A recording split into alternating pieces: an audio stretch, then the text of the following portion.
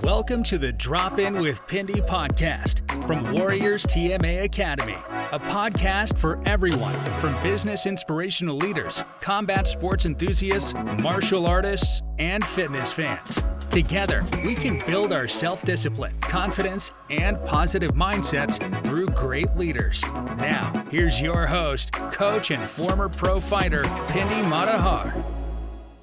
Welcome, ladies and gents, to the next episode here at Drop It with Pindi podcast. I'm delighted to have right next to me, in front of me, Mr. Matthew Chapman, everyone from Mitt. Oh, that's how you know him now. Hey, buddy. Nice How are you? Good. Thank you so much for coming along all the way from Essex, everyone, all the way to Coventry for this podcast. But guys, we've got a great story here with Matt. There's a reason why I asked Matt here today is because what Matt's done, I believe in the modern world that we're living in right now, in the digital era that we're living in right now, is absolutely phenomenal with what he's achieved, and the information that you're not only have you done it for yourself, but the one thing I absolutely love about Matt is he's not only just done it for himself, but he's done it for pretty much majority of the martial arts industry in the UK.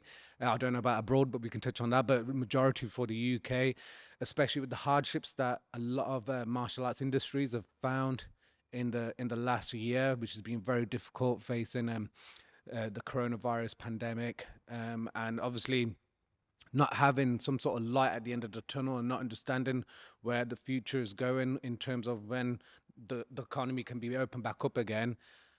That's where this man come out and offered his help to so many martial arts instructors out there who are running academies left, right, and center, but giving them the new era of the digital platform, and doing online training, not just via Zoom, but having an actual platform there. This guy works stupid hours in getting things done. I don't know how you do it personally. I wouldn't have I can't sit there in front of a computer, but it's great the fact that you've done it, and it's so good. But just before we get into the whole online and how you got into it, Matt, let's hear about where it all started from, because I've had the honor of being in the presence of one of your first instructors with Chief, with Anton at Masters Academy in Plymouth, and like it's great to see, like, you know, Chief still there repping it, doing so well with it down in Plymouth.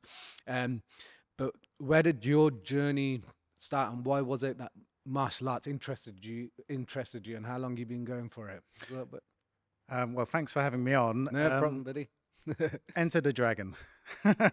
It's probably a lot of my generation of martial artists. Yes. I remember seeing it. I can't remember how old I was, but I saw it as on like ITV late one night, and I was just like, wow.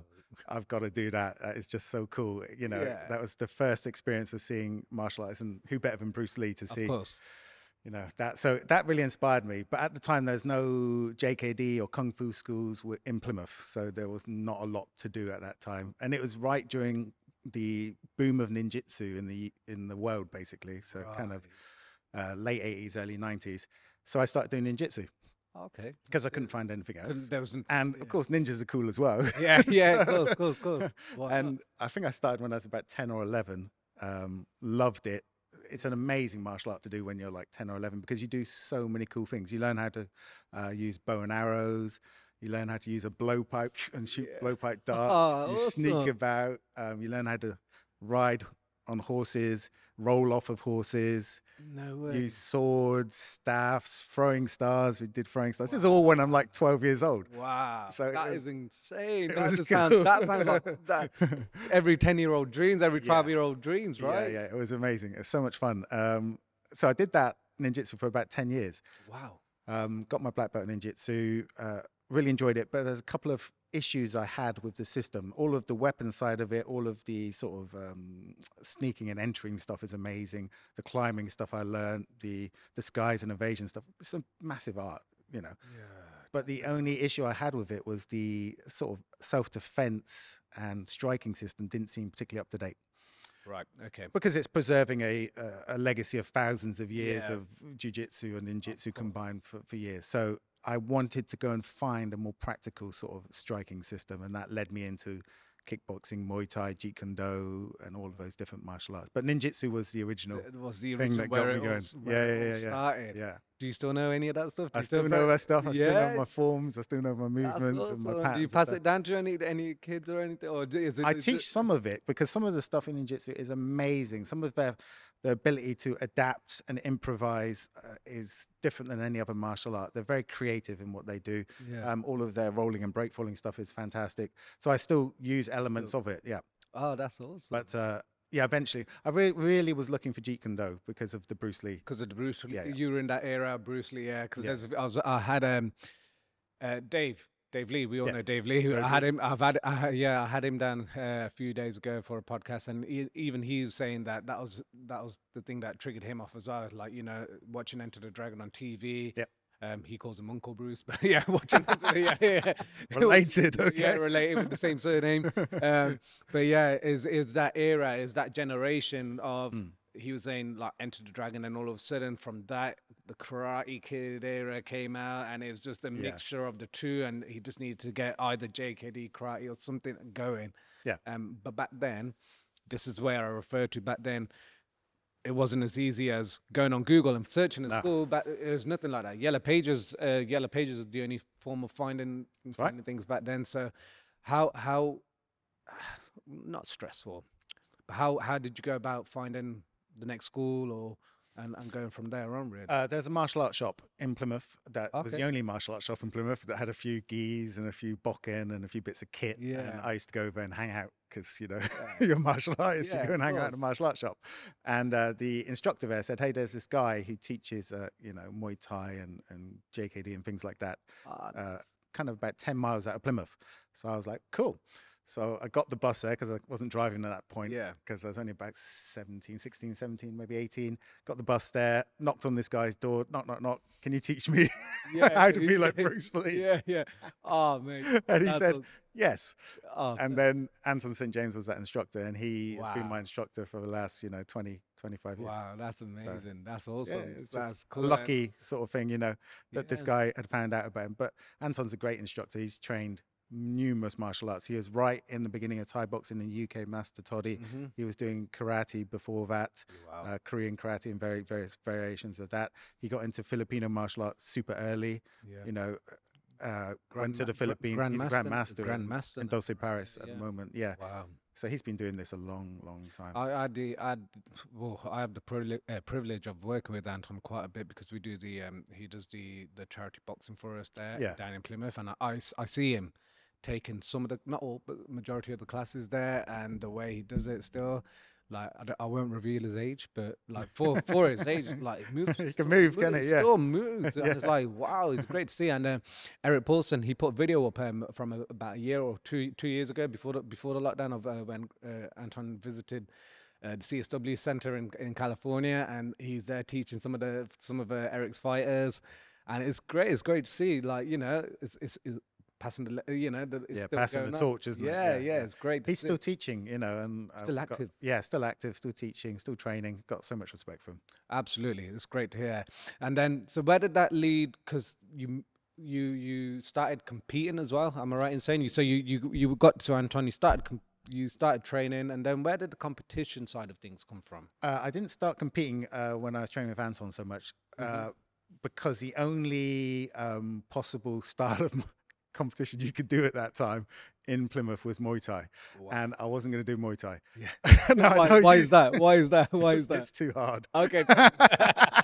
It's- fair enough. It's a crazy martial art. It's Yeah. you stand in front of each other and you kick, And you just kick seven bells out of each other, Yeah. and the toughest one wins and the other one falls over. And I was like, Nah, I don't want to do that. not so sure about Yeah. that.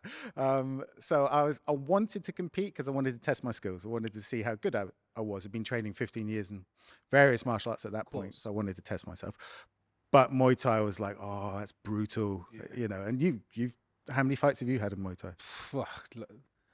In Muay Thai alone, just shy of 20. Yeah. Yeah. So you know how hard it is on the body and stuff. Yeah. So I wasn't ready to compete at that age because I was too scared of doing Muay Thai. But then I went to London to train with Bob Breen because he's like the JKD godfather in Europe. Of course. He's like the man for JKD. So I went to London and pretended to do a degree in sports science, essentially, to get to London. Right. So I could train with Bob. Got my sports science degree on the side, but mainly was there to train with Bob. Sure. And then I met Eric Bolton. So Eric was at a seminar that Bob put on, and I was just like, oh, wow. Like, this guy can do everything all together without, like, a break and just fluidly. I hadn't seen that before, you know.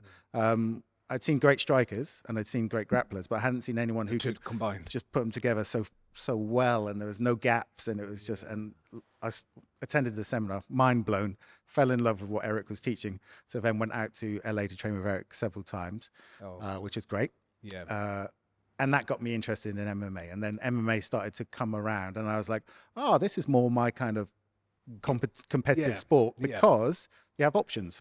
Yes. Like if you're getting hammered on the feet, you take them down. Yeah. And several of the guys I fought were very good strikers, and I was like, I'm just not going to engage with you. I'm just going to take you down, and take it to my strength. Yeah. So I like that ability to strategize and also to have options during the fight. So MMA was the competitive, vehicle of my choice at that time. Ah, awesome. And so, how long ago was that? Would you say? I know I don't want to start racking up your memories and everything. But I think I was about 25, so 20 years ago. When you were competing, when you decided after traveling back and forth to LA and everything, you decided to this is what I want to do. Start competing. You started competing. Where did it come then for you to open up your first school? Because you ran your own school for a while. Yeah. Wow. Ran it for 19 years with my mate James, which was cool. So basically, I finished my degree, and I was like, I don't want to get a job in Sainsbury's. So I want to teach martial arts. I've got a sports science degree. I don't know what to do with it. Yeah. So we opened a school. Right in saying the sports science degree wasn't for anything. It's just to get to London to train. Well, I was interested in sports science because it allowed me to develop my skills. It complemented what I was doing, but it wasn't really why I was at university. You don't want to pursue a career in that side of it. Yeah. So then you decided, forget this. Let's open up a school. I was living in quite a poor area of Essex at that time. It didn't Barking, which doesn't have a lot of disposable income. It's quite a tricky area, shall we say.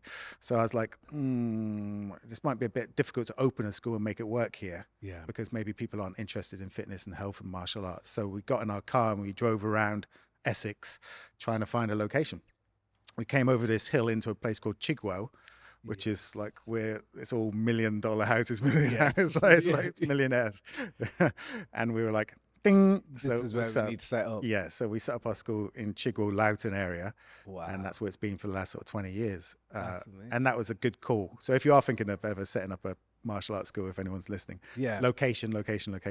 That's the most important makes such a massive difference. Yeah. Absolutely. So 19 years you were running the school for? That's incredible.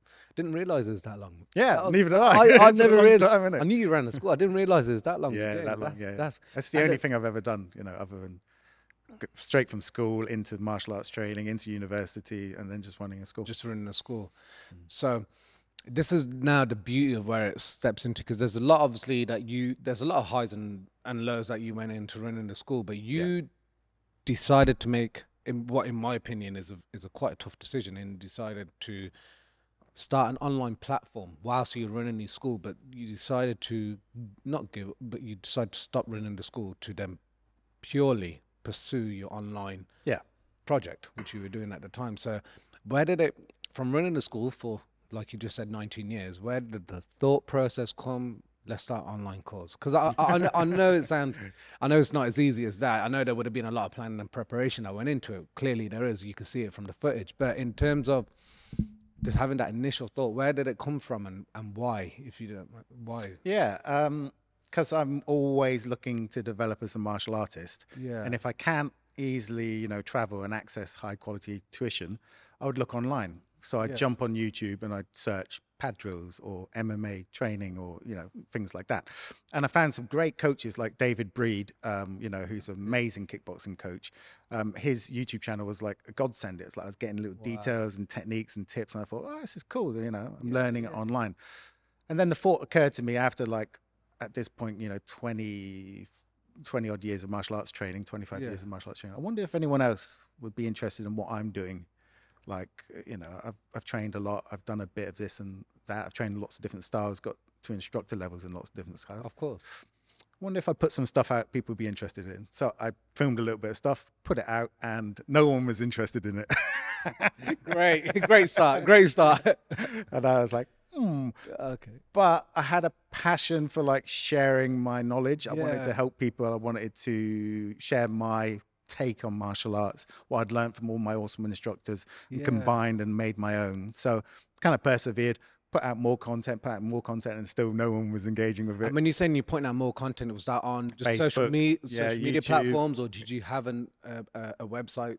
Yeah, at this point, I had a little website that was trying to sell my little online courses. Yeah. Like priced at $7.99 or something really cheap, and people weren't buying. Wow. And it took a whole year, 365 days, for me to make like my first sale. Wow. On my website. And I was pushing out a fair bit of content, putting out a lot of stuff, trying to work Facebook ads and see how they would work. And it took a year. Took 1 year. Wow. That is for a product that was $7.99. But that was like a ding in my head. I was like, oh wow, okay. Someone out there on the internet is interested enough to buy my product. Yeah. If one person wants it, there should be there's going to be more. So what did you in that after that first year? You got one sale. New things were kind of heading in the right direction, but also at the same time you're thinking, well, why is it more? What did you do to change that? How did you come over that hurdle, shall I say? Perseverance. Okay. So just, you know, martial arts, if it teaches you one thing, it teaches you perseverance, right? It's about keep going when things are hard, keep going when you're suffering, you know, getting better, not trying to get shortcuts or anything like that. Just put in the grind. Yeah. And martial arts is about the grind, isn't it? Absolutely. So I just put in more effort. So more videos, more content, blog posts, more website stuff, learn how to advertise, learn how to market, create content, tons of content. Like I used to create about 2 hours worth of video every week. Wow. For like 5 years. So a lot of video content that I could share. And it just started to slowly trickle. So now 2 sales, and then 3, 4, and then it just started to come in more regularly. And I was starting to, after about 2 or 3 years of running the Mitt Master business, started to bring in almost as much as I was making from the martial arts school. Wow. And at the same time, keeping the price at $7.99. No, slightly went up. It was more like $19.99, but not ridiculous. Not like £200 a course or anything like that. Just, you know, something that someone could see, buy on an impulse and see if they enjoyed it and then carry on from that. Of course. So at that time, the school was about 300 members, and doing this sort of part-time side hustle thing. Yeah. It was bringing in some pretty decent income. I was quite, wow, this is pretty cool. Yeah. I was doing it after training. So this is not something you want to do when you're old like me now, but I used to wake up, go to a gym, train with James, do my private lessons, 3 or 4 private lessons back to back, teach a kids class, teach an adults class, clean up. This is about 9:30, 10 at night, clean, mop, get home, stuff some food down, and then work from sort of 10 p.m. until 1 a.m. Wow. A bit later maybe on the online stuff, building up the business, doing the email stuff, the database, all that sort of stuff you need to do for that business, and then get it up and repeat the next day, and did that for 3, 4 years, and it paid off. Yeah, of course. Yes, you're seeing the rewards for it right now. So yeah. So obviously, logically speaking, it would only make sense to make the decision you made. But how did it come about? Because obviously, you and James have been tight as anything, best of friends. Yeah, still are. Yeah. How did it go about to think? Because didn't it make sense? Okay, you got this online platform's going great, but passively still keep going with the gym, or you just wanted to boom everything with the online? I wasn't particularly good at running a gym because I'm not particularly good with people, as in management of people. So it's not my strength. My strength is creativity, marketing, and coming up with ideas and implementing them and making them happen. So I've been running the school with James for 17, 18 years at this point, possibly. And I wanted a new challenge because, as you know, running a gym, it's the same problems over and over and over, isn't it? It's like, absolutely. You have a problem with this person, or a staff member causes a problem, or a parent causes a problem, or you get a flood, you got to mop up the flood, or, someone's stealing something, so you got to deal with that. And I was living like a Groundhog Day. Yeah. And I wanted something a bit different. Want more. Want Yeah. more. Yeah. Well, not necessarily more. I don't think it's more. I just wanted a different way of living my life. Right. The fantastic thing about running a school is obviously you have a place to train. So you can get there, you can train, you can hang out with your mates, you get seminars, you get instructors come down. That's all great. But the actual day-to-day, you know, signing people up, phoning people up. Behind the scenes that a lot of people weren't seeing. Because a lot of people don't all the admin, as you know, all the insurance stuff you have to do, the health and safety. And I just thought, I want to do something different. Don't want to do this. So I just thought, I've got to do it. You know, I'm still fairly young. This has started, the online started to take off more and more. Shall I do it? And there's a lot of weighing it up, and I was like, oh, shall I do it?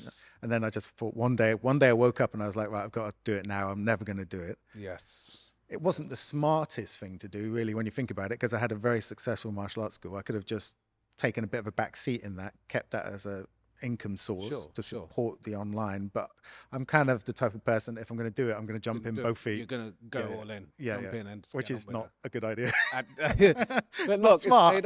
Look at but it could have gone horribly wrong. I could have been like, no more sales and living on the streets. So no. But it was a scary time, like to give up something that you've been doing for like almost 2 decades and do something that's related but not the same was a bit scary. But I kind of like that fear. It's the same. That's what drove you. Essentially that's what's going to drive you, right? So having that fear is what's going to wake you up in the morning to make sure I've got to get on with this now. Yeah, it's the same for fighting. I didn't really enjoy fighting. Like you see, I don't know how you feel about fighting, but you see people who fight and they win and they're like, and they're just like pumped and excited and just... It means everything to them. Yeah. And I'd win a fight and I'd be like, okay, that's cool. I'm going to have a beer now. Yeah. No, that's good. Like there's no emotional reaction to it. Yeah. So I was like, oh, maybe fighting's not for me. And I'm always going to lose. I think you will lose to someone who loves to fight. Maybe even if you're a better technician. Yes. But they just love a fight. They just, when you see Robbie Lawler get hit in the UFC, he loves it. He turns him on, right? Yeah. He's like, oh, you've hurt me. And you could see him getting excited and wanting to go forward against him. That type of person's like a beast, right? Yeah. So I realized I didn't have that mentality. So I just stopped fighting at that point before I injured myself or, I did it to test my skills as a martial artist, but I didn't do it because I love fighting. Of course. Makes sense. And the same thing with this online business. It's like, I wonder if I can make it work. Like, I wonder if I can do this full time and just do online stuff and not have to deal with all the day-to-day stuff with running a business. With the online side of it as well, just to clarify as well, with the online stuff, is you've thought outside the box as well with it, because it's not your typical. It is your tutorials. It is a syllabus out there, but it's also about you holding. Yeah. And I've not found anything where there's something to hold and teaching you how to hold, because this is the biggest problem we have as martial artists as well. And a famous saying goes, and I'm sure you've probably heard it as well, a right padman can make you. Yeah. And it will develop you so high. But also, on the flip side of that, a bad padman can break you. Yeah, true. And we see it all the time. Like, this is why, for me personally, I always relate to this, but me personally, I have to travel so far to get the best padman, which you have. You know, you've been trained by Liam Harrison. Yeah, I've got the best in the world, in my opinion, Liam Harrison. And this ain't disrespecting any other padman, but like there's a connection there, and with him, he's one of the best, the best. Not only the fighters, but as a coach, in my opinion, I think he's unbelievable. And he pushes you to your limits, and he makes you as not just a fighter, but as a person, as a human being. But then on the flip, like I said, on the flip side, this is why we have to travel to do this. But you've gone outside of the box, and you've thought, well, let's teach how to hold pads, and it's great. And I think that's the beauty of what you've created.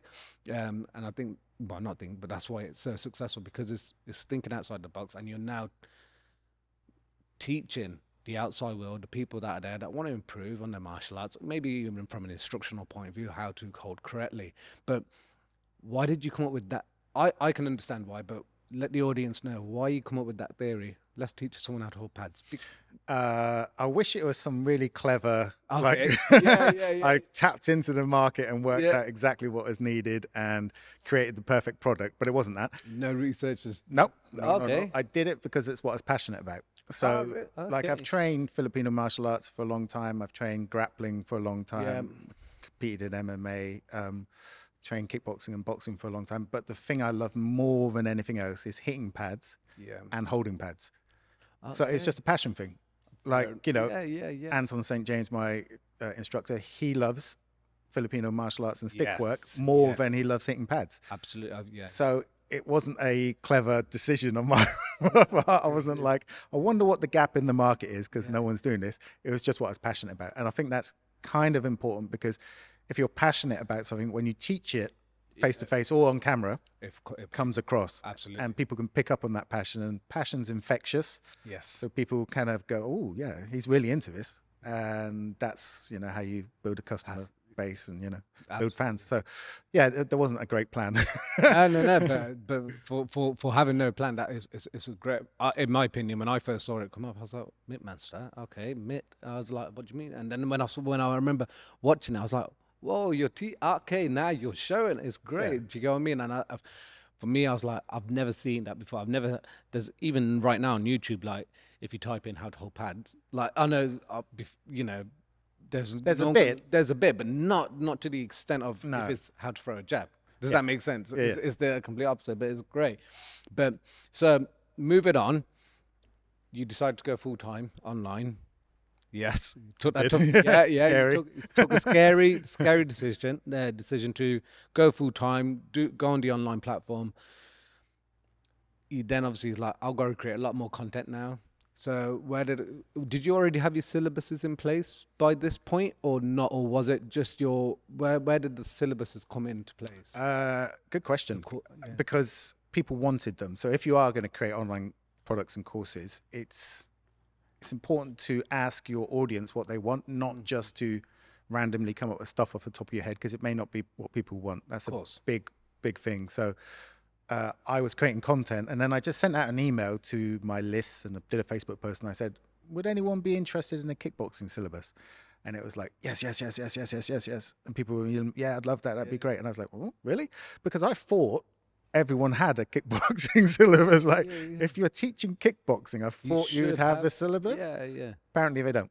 So, or perhaps they want a different look at how to teach it, or a different perspective, so that they can take elements and add it to their own syllabus, or just to maybe even just to see how their syllabus stacks up against my syllabus. Yeah. But I was like, oh wow, okay.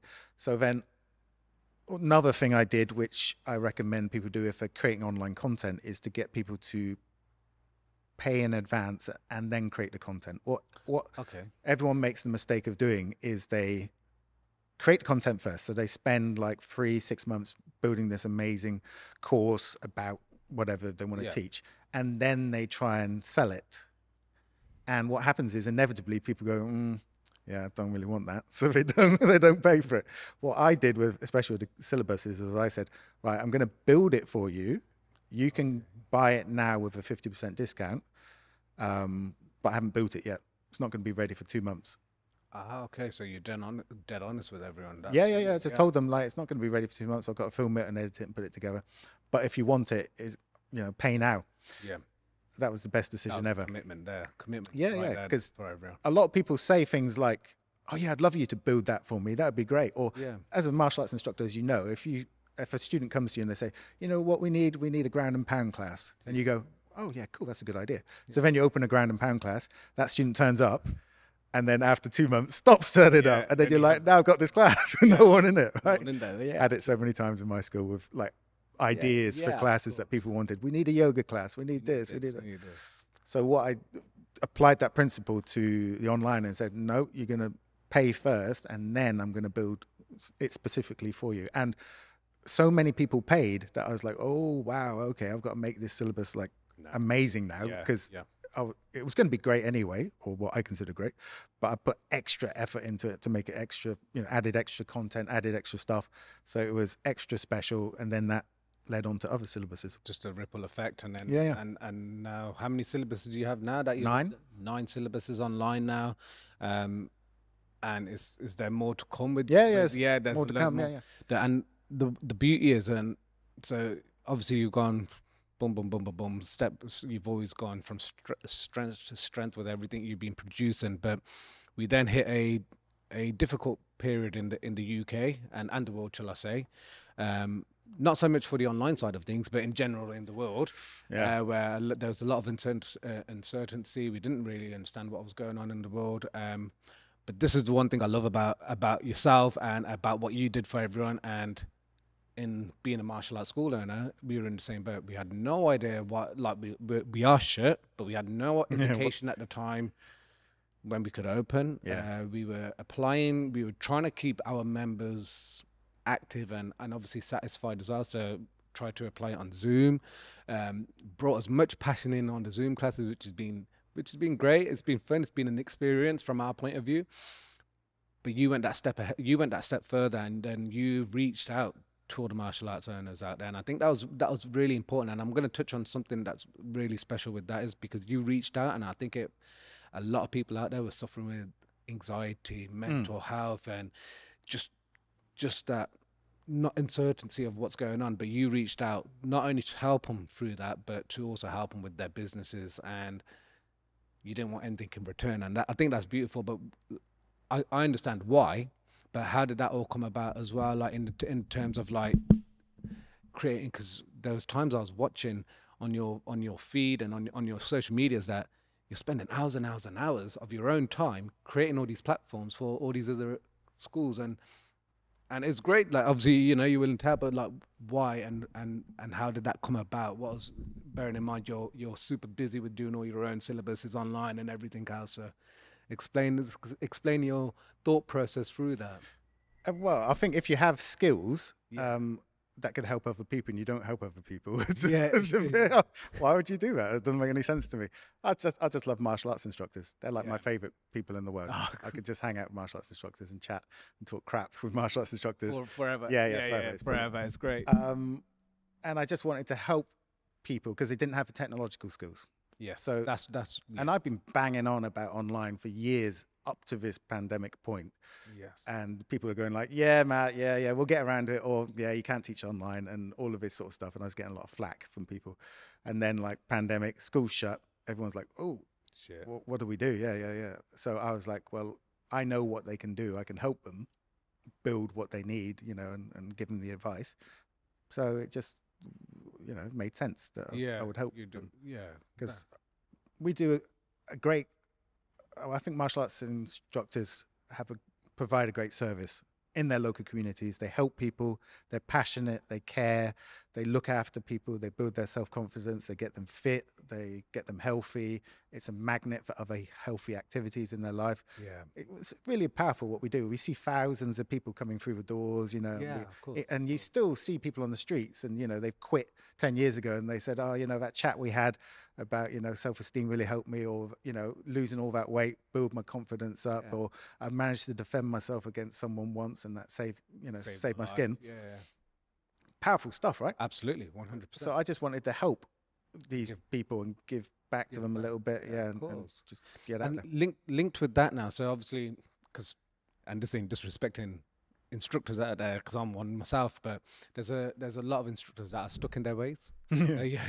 Older generation stuck in their ways. They're not very familiar with the technology terms, but there's one that stood out to me very recently who's on your course at the moment, and that's Guru Bob Breen, and I don't believe in that saying, you can't teach old dog new tricks, because that is proof in the pudding right there. Absolutely. And linked with everything that you've just done in the pandemic, in the sense of helping all these instructors out there in terms of creating online platforms. And now I'd say a handful of instructors taking full advantage of that and applying it even whilst, because we have that when that period when we could open for a short period before we went back into lockdown number 2. And then open, and then lockdown number 3. So even though we were operating open in between the lockdowns, they still applied the online platforms, and it just goes to show that doesn't matter how old you are, doesn't matter how old you are as an instructor, you can still apply all this new fun technology era, right? If you want to. Yeah, there you go.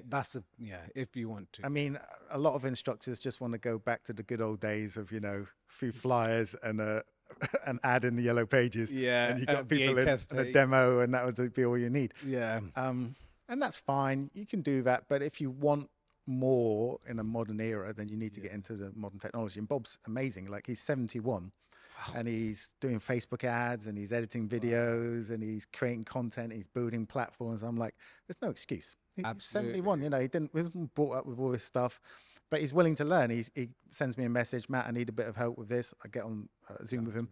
I help him out. He's learning, and he just continues to learn. And that's why he's such a high-level martial artist as well, and why he's so respected is he's continually learning. Like, when MMA came along, he couldn't really do anything because he has arthritis in both hips, but he was still training and grappling. You know, he's always pushing the edge, and he's never settling and getting comfortable. And that's why he's just so respected and loved, because as a martial artist, he's always like that, and as a person, he's like that. He's always pushing, and he's got such young energy, and I think that's because he is. You know, he's not like a 71-year-old who's like set in their ways, or like, I'm not doing it like that. Yes. You know, as you get older, you get more like harder, don't you? And your attitude gets more brittle, and you make less choices, and you're less flexible. Yes. So Bob's kept his flexibility of his thinking and his attitude and his mindset.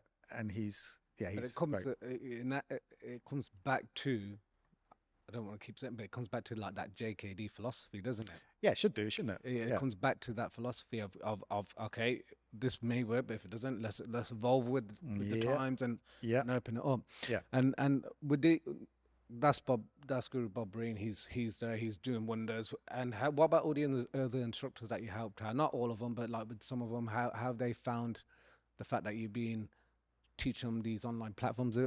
Has everyone taken on board with it? Is there some that are, what shall I say, stuck in their ways and not willing to learn? Have you had any difficulties with that? Not saying that you probably would, but have you? The main difficulty is mindset. Like, it's a shift in mindset. So a lot of martial artists are quite humble in the fact that they don't like to promote themselves and push themselves out there, because it feels like they're bragging, showing off, or manipulating people.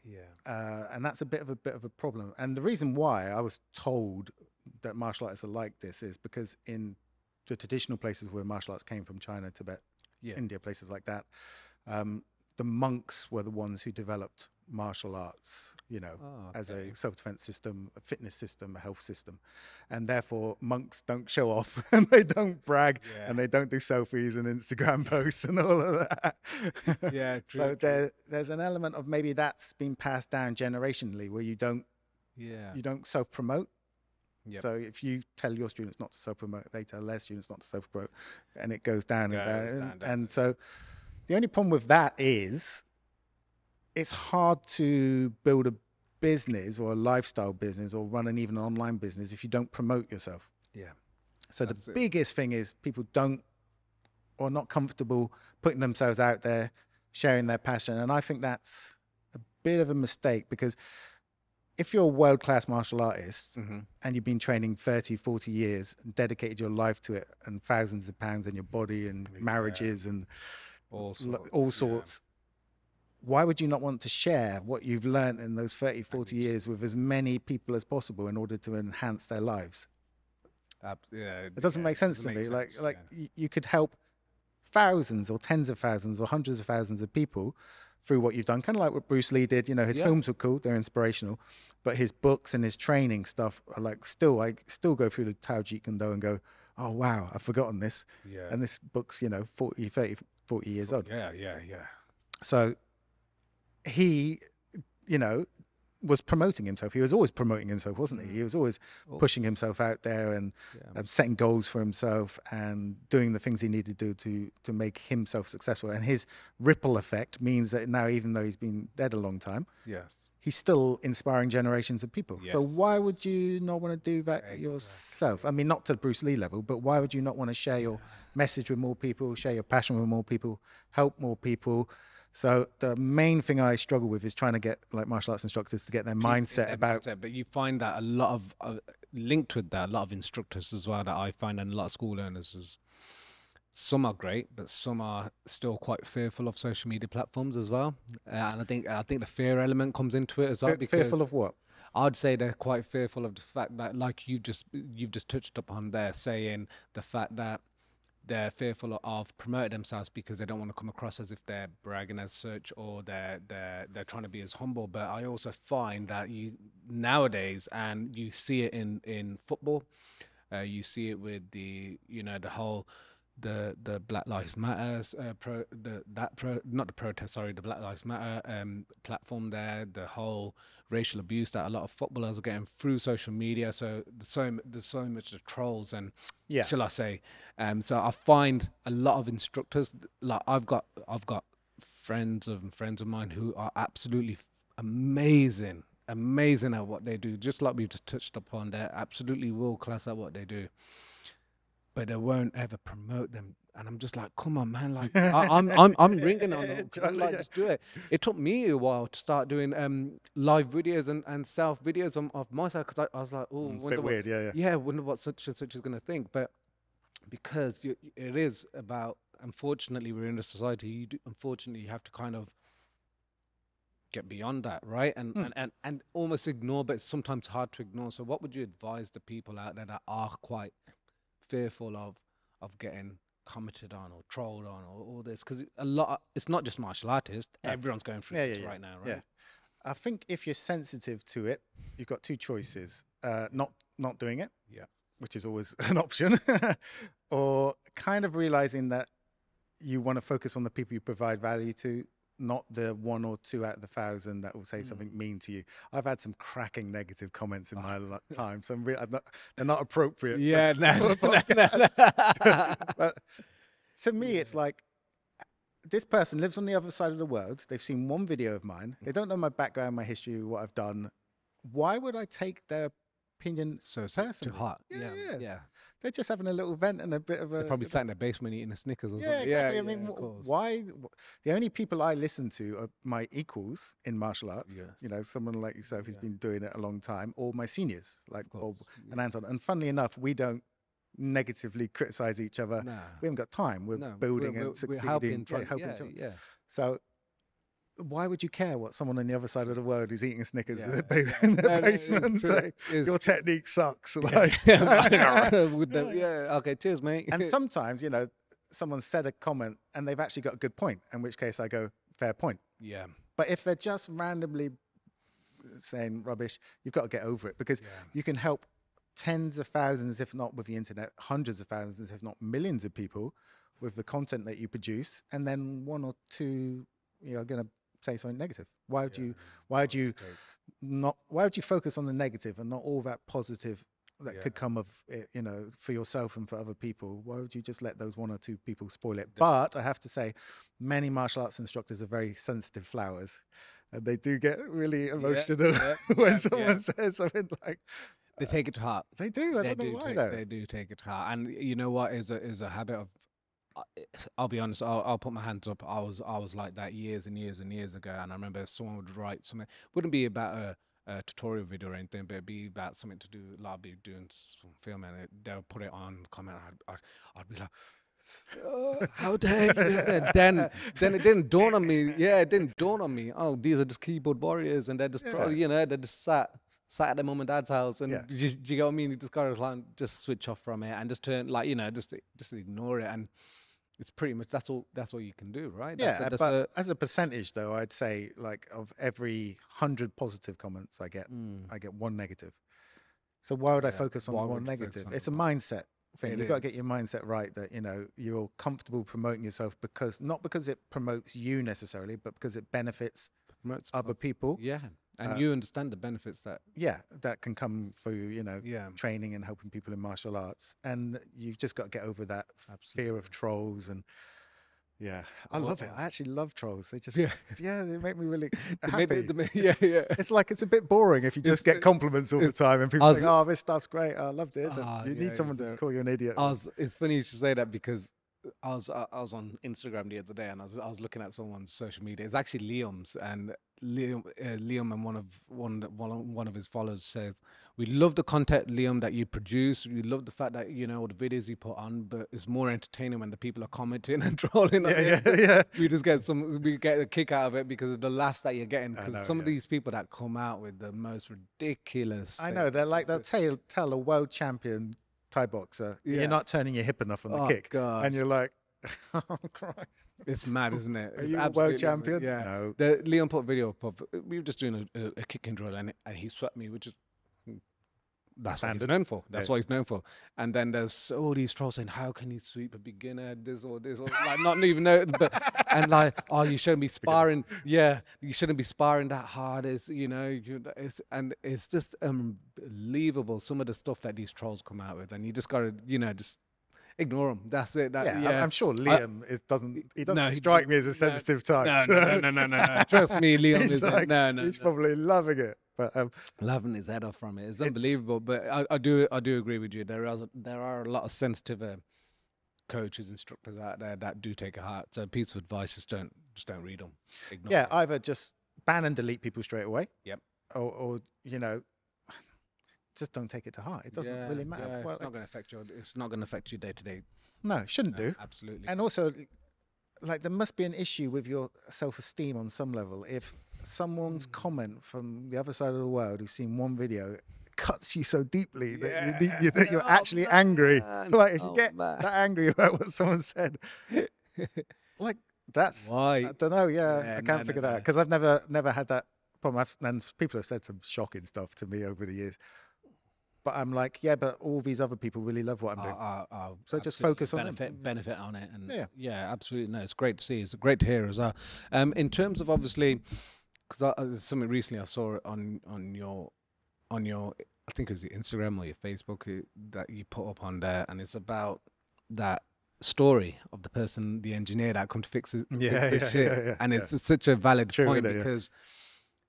Again, it comes down. I'm not criticizing, but it comes down to people thinking, "Oh, well, Matt, you produce X amount of videos, and this is this." But it comes down to your experience and all the, not just what you've done in the last however many years you've gone full time online, but it's about decades before. It's a decade. It comes back to you as a 10-year-old, right? Yeah, that's doing ninjutsu, your ninjutsu, then finding Anton, and then starting your path in kickboxing, Muay Thai, and this is what people have got to realize, that all the content that you're producing worldwide, not just UK based, worldwide, is from years and years of experience. And guys, I really highly recommend, if you're listening out there, to visit mintmaster.com and check out some of the content, some of the footage that Matt's got with all his instructional videos that he's got, his tutorials and courses, and it's going to be unbelievable.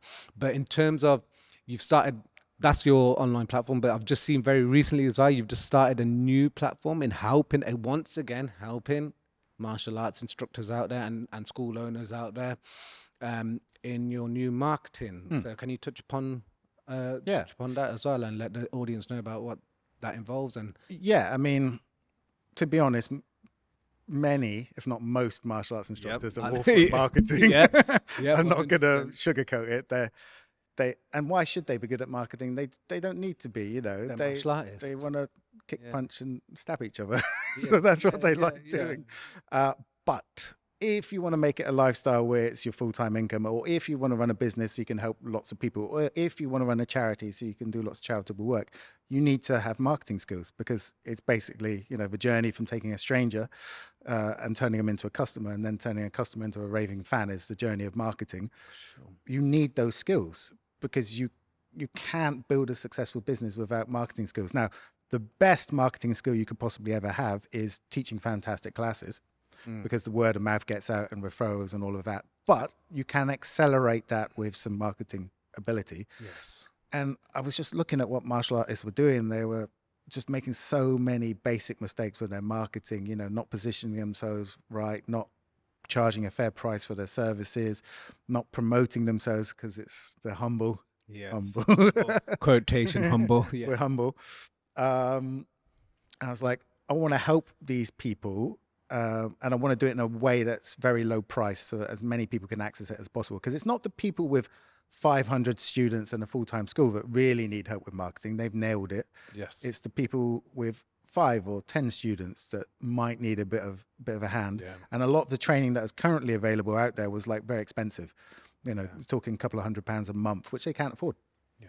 So I wanted to put together a low-priced, low risk way of them to update their marketing skills and start to build their businesses, and just to help them out basically, because they need it. Like I feel like I speak to instructors a lot because I chat to them on the phone, and they've got like 10 students and they've been teaching 10 students for like 5 years, and they can't seem to get extras in, and 2 leave, and then they've got 8, and then 1 joins, and then 3 go, and then now there's 2 students, and they're almost heartbroken because they give so much, they care so much, and they want to help so much, and then the love for the for love for the art and the love for the students, yeah, and then of course. they get really upset when, you know, if you've only got 10 students and 3 leave, it's kind of heartbreaking because you're like, oh, yeah, I feel the pain. I understand. Whereas maybe if you have 500 students, it's not such of a painful experience if 3 of them leave, unless you really like them, of course. Yeah. I just wanted to help these people. Like the average martial arts school in the UK has less than 30 members. Wow. Now you run a successful school. I ran a successful school, and I hang out and speak to a lot of people who have plus, 300 members. Yeah, of course. And I know some people who've got thousands of members. Wow. Yeah. And I'm like, oh wow. So most schools in the Average UK is 30. 38 students. Yeah. Wow. How they operate? Well, it's because the person has another job. Right. They do it out of passion. They love teaching. They want to share their martial arts, and they hire a scout horde 2 times a week, and they get their 30 students. And that's great. If that's what they want, perfect. 100%. But a lot of these people also have jobs that they hate. They wish they could get out. They love teaching martial arts, but they just don't know how to market themselves to, break 50 students, 100 students. Once you've got to about 100 students, the good thing is organic referrals trickle in a lot more. You get word of mouth once you've reached 100 students, in my experience. Yes. So they can't get there because they don't have the marketing skills. And I was like, well, I'm going to help them out. And I had lots of people sign up to it, and lots of people benefit from it. Brilliant. From all over the world, weirdly. I only advertised it in the UK, but I'm getting people from the US, Brazil, Canada, Australia, like jumping in. Because you've not been advertising it that long. It's only been 2 weeks. I was about to say just a fortnight, right? Yeah, because I saw it, and I thought it was I've already got 100 people in the group in 2 weeks who are martial artists from around the world who want a bit of help with marketing, but maybe can't afford the big, because there's some amazing coaches and companies out there at the moment who do amazing marketing stuff, but they start at £300 a month, for example. And I can imagine. So there's no one really helping out the little guys with just the advice they need. The ones that are waiting to finish what their full-time job is, they're unhappy with it.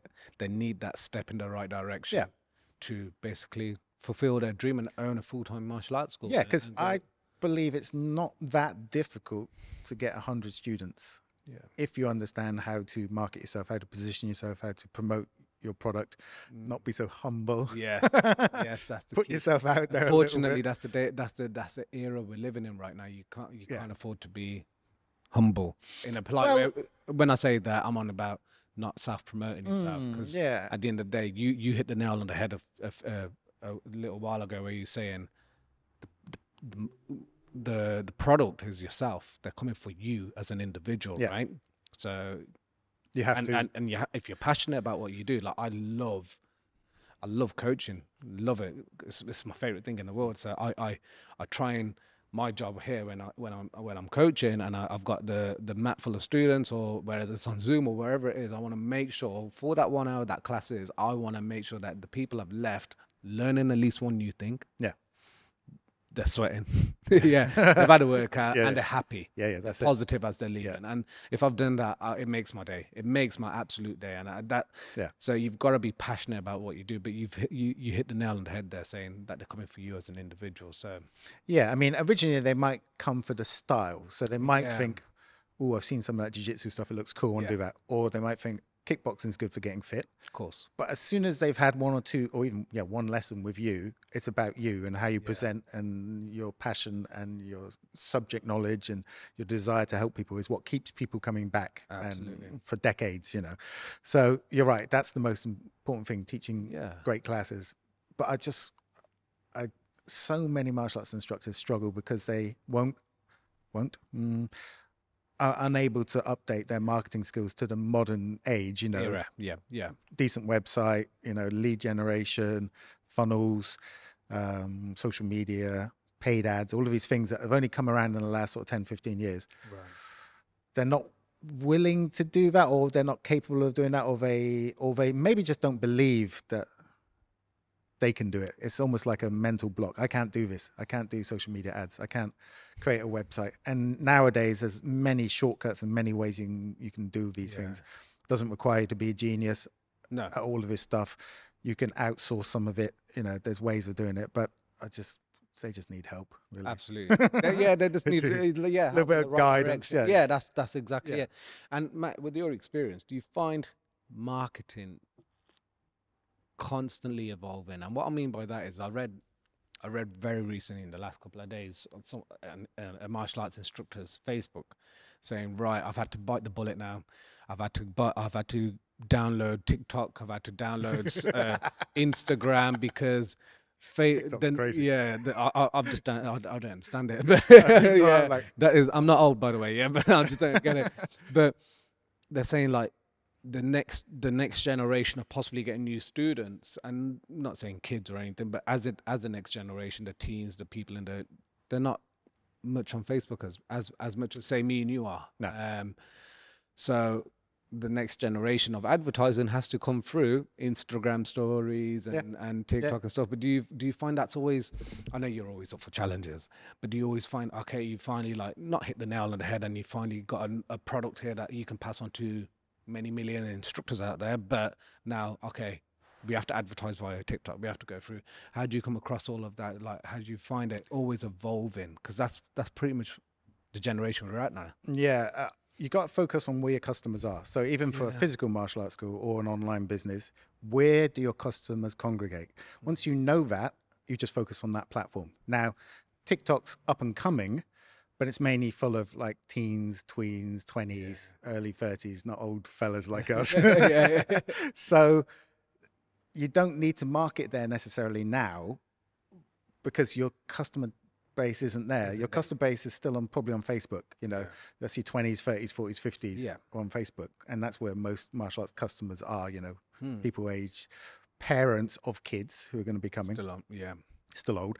And then older adults who want to get in shape or learn self-defense. So all I do is I focus where my customer database is.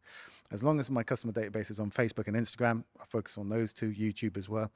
But if they all start shifting to TikTok or to whatever next platform, I'll just move to there. And it's a willingness to go where my people are going, not to try and force them to stay where I want them to stay. I like Yellow Pages ads. You've got to move with Have you seen the Yellow Pages recently? It's like that. I thought it was non-existent anymore. They still got it. They still got it. Yeah, but it's like a pamphlet. It's like really small now. Wow. Not like the good old thick book the we good used to old have. days. Yeah. You flick through the martial arts section, see what was in there. Wow, that is insane. Like a little I didn't realize this story. Wow. But you know, if you cling to that old way of marketing, you're not gonna evolve. And that's fine if you don't want to grow and build a full-time business or even a lifestyle business. But if you do want to grow, then you need to move with the times. So, you know, Facebook, Instagram, YouTube are the three main platforms where most people are. If you can show up on all of those for your martial arts school and for your online products, like showing up on YouTube for your martial arts school is such a great idea because it appears in the search, because Google ranks YouTube videos very highly in the search. So if you've put up a lot of content about, you know, the TMA Academy and kickboxing classes in Coventry, for example, and you film a bit of your kickboxing class, that will show up right at the top of YouTube, right at the top of Google search. So when someone types in kickboxing classes commentary, your video is going to appear above everything else. Wow. So just little things like that really are easy to do and make massive benefit, because people would much rather watch a video about kickboxing than scroll through a website. Yeah, and read, because not a lot of people like reading nowadays, right? That's right, yeah, especially the younger generation. Yeah, exactly. So they'd rather have watched a YouTube video and then click a link in the YouTube video to get through to you. Yes. So, you know, it's the evolution of marketing. I find that all very interesting. Like I said to people, consider marketing like sparring. I like sparring. I like pads and sparring. Yes, yes. In sparring, you're trying to work out and figure out what works on the fly and get your timing down, your distance, and fake and feint and not get hit back. Marketing is the same. I'm trying to figure out what my ideal customer wants and provide it for them, find out where they are, what they're doing, what they're interested in, and how I can place my message in front of them so that they respond. It's like sparring. It's like getting the right position, timing, you know, it's the same stuff. It's the same, But martial artists don't see it like that. They're like, I hate marketing. I don't like technology. Still keep your phone, but no. It's a difficult challenge, isn't it? Sometimes it is. Yeah. But all I can do is just try and offer my help, and if they accept, if they accept, they're going to get better at marketing, which is going to impact every part of their business and their lives. If they don't accept, then they just carry on as they are. They have been going. Yeah, which is, you know, fine for some people. But not, I completely get it. Now, in terms of you, Matt, as the future, shall I say, what is that? Are you open to letting the audience know what future plans you may have, or with your online platforms that you've got going on right now? Is there any exciting projects coming up? First thing I need to do is get back in shape. Because you're not in bad shape. I'm not in bad shape, but I'm not in good shape. Oh, okay. Lockdown life, you know, it was cool. Netflix binges, takeaways, sitting on the sofa. It all went wrong. So I'm back training now. I'm grappling. I'm back hitting pads and sparring. So that's good. So my fitness return. So that's my priority. Like, I don't like being out of decent shape, because it just feels so alien to me after 30 years of being in pretty good shape for martial arts. To be out of shape just feels awful. So that's priority number one. And then I think I want to keep promoting and helping martial arts instructors with their marketing, because I think that's my gift. There's many people around the world who are much better at business systems and automations and stuff that goes with running a business. But I think my strength is marketing. I've got an eye for marketing. I understand how it works. I've spent a ridiculous amount of money getting trained on it. I've spent a lot of time reading hundreds of books on marketing. I've attended a lot of courses, so I've invested in marketing. But that also benefited you.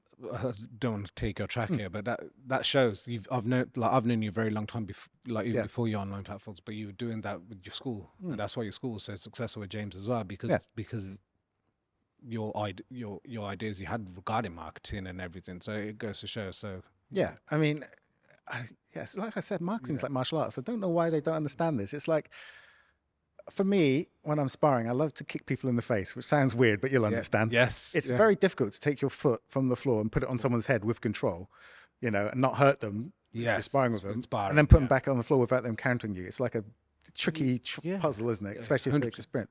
Marketing is the same. So how can I present this in a way that the person I'm presenting it to responds, gets in contact, and is excited to start training? It's just a puzzle. It's like an intellectual puzzle. So I want to help people with that. So I'm going to keep that going. Mitt Master is now all over the world. I've got 10,000 students who are studying the Mitt Master system all over the world. That's incredible. Crazy amount of countries. So that's pretty cool. So I'm just going to keep pushing that out there. Once travel starts again, I'm going to start traveling to countries to teach workshops and seminars. Yeah, I saw. So you're offering seminars out around the world as always. Yeah, that's cool. And what can people expect in these seminars? Whatever they want, as long as it involves pads. Yes. Awesome. If they want me to grapple, I can't do it, and my stick work's not good. But if you want me to teach you pad stuff, I can help. So awesome. Yeah, I mean, I usually leave it up to the instructor. Okay. What do you want me to teach? Like, do you want me to teach kickboxing, MMA, pad work, ground and pound stuff? Yeah. Do you want me to teach anything to do with pads, really? Pads, it's my thing. So that would be good. So it'd be nice to get traveling again because I like the whole get on a plane, go somewhere, meet an instructor, have a chat, have some lunch, teach a seminar, have a beer, get on a plane back. That's fun for me. So I like that. You get to see different parts of the world. You get to see different cultures. So I want to get more of that going. And then just helping people as much as possible. Really. Brilliant. No, that's awesome. I'm really excited to seeing you going here, there, and everywhere. You've done so much in the last year, which obviously a lot of people are so thankful for, including myself. You've really helped me, so I can't thank you enough for that.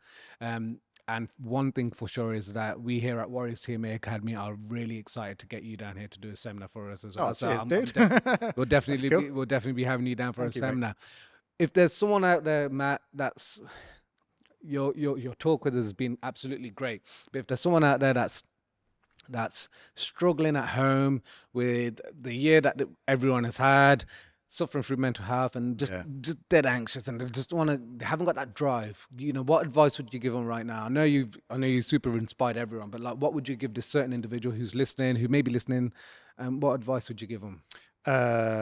Reach out for help. I think if you try and solve your own problems when you're in a low state, it's very difficult. You get stuck in loops and it's hard to get yourself out. So always go to help, and go to help where you know people are going to be positive. So if there's people in your life who are going to be negative about how you're feeling, don't go to them. Go to the positive people who can help you out, or even professionals. Go and see your doctor. Exercise, I think, is key. Absolutely. Like, my mental state declines significantly if I don't exercise. It's just so important. It just releases the right chemicals in your body. Make sure you're getting good sleep. You need your 7 to 8 hours to good sleep. Make sure you're eating as healthily as you can, because that will make a massive difference. And just find what inspires you in life. I think, like, I'm lucky because ever since I saw Enter the Dragon, I was like, that's all I'm going to do with my life. That's all I want to do with my life. My whole goal was to open a martial arts school. I did that. I've moved on to other things now. Of course. And I speak to a lot of people, like what I call normal people. Yes. Who don't have any passion in their life. They don't have anything that's like fired them up. That's scary. Well, I don't know if it's sad to me. It's like they're missing out on something that, like me and you and other martial arts instructors, we have something that just fills us full of joy, makes us better people, challenges us, makes us excited to get up in the morning. We build a great group of friends who kick and punch each other. Like, you need something like that in your life, whether it's ballroom dancing, pottery, gardening, music production, something that fires you up. And a lot of people are not fired up. And has a purpose. Yeah, it has a purpose. It fills you full of passion, and it helps the world, or helps people. I think that's that probably more than anything else will make the most difference in someone's life. If they have something that they truly love and passionate about, it kind of can help guide the rest of their life, and it just gives you direction and focus, and improves your mental state. But all of that: sleeping, eating, friends, support, reaching out, see your doctor. And just the realization that it's going to end. This pandemic is hopefully, fingers crossed, quotation, fingers crossed, is coming to an end. So we've gone through these types of massive worldwide pandemics. Seem to happen every 100 years. Spanish flu, and then this one. So hopefully we've got a bit of a break in theory, and things are going to recover. Yes, it's like spring is coming. Things are going to recover. Things are going to get better. Businesses are going to start opening again. Jobs are going to start. So just the realization that, bad times end, and then good times will be coming. Will come in again. Absolutely. Matt, where can people find you online, or on your online platforms? If they go to mittmaster.com, that would be a good place to start, or just email me, matt@mittmaster.com, and I'll help them out. Awesome. And can they find you on Instagram or? Yeah, Mittmaster Matt. Mittmaster Matt on Instagram, guys. The link will be here on the video if you're watching at home. Somewhere here. Could be anywhere. Could be anywhere here. But no, Matt, thank you so much for coming all this way for this podcast. It's been an absolute pleasure as always. Thank you. Thank you, matey.